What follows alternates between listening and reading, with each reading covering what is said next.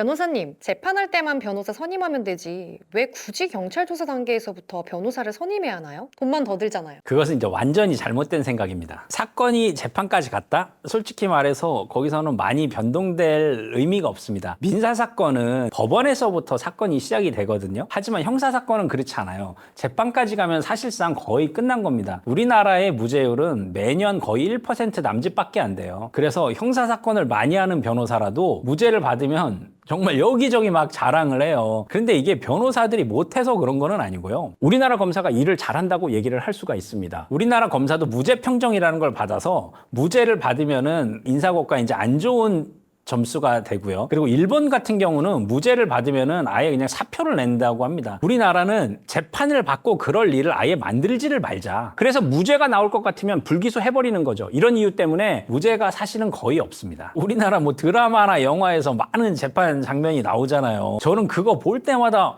왜 저런 판타지가 나오지? 승소했다고 재판정에서 웃고 막 껴안고 글쎄요, 제가 10년 변호사면서 그런 거는 제가 본 적이 없고요. 무죄를 받고 내가 여기서 억울함을 풀기란 굉장히 어렵다. 그럼 뭐 어떻게 해야 되냐? 재판을 가기 전에 사건을 종결시켜야 합니다. 만약에 이제 본인이 정말 억울한 게 있어요. 그러면 당연히 무혐의가 되고 무죄가 나오겠지라고 생각하실 수 있는데 수사 단계에서 제대로 대처를 못하면 그렇게 생각처럼 되지는 않거든요. 그리고 억울한 게 아니라 진짜 잘못한 부분이 있어도 재판까지 가서 힘든 과정을 거치지 않도록 경미한 범죄면 기소유예를 받을 수 있고 조금 더 그거보다 중한 범죄면 벌금형, 그러니까 구약식이라고 하죠. 거기서 이제 끝낼 수 있도록 수사 단계에 이제 힘을 실어야 된다고 생각을 합니다. 그러면은 당연히 수사 단계에서 변호인이 이제 필요하지 않겠습니까? 저는 누구한테나 말해요. 상담을 하다가 의뢰인분이 변호사님이라면 어떻게 하실 거냐라고 물어보시면 말씀을 드립니다. 저라도 할 것이고 제 가족 사건이라도 그렇게 할 것이고 정말 본인이 억울하시다면 빨리 선임을 하셔야 돼요.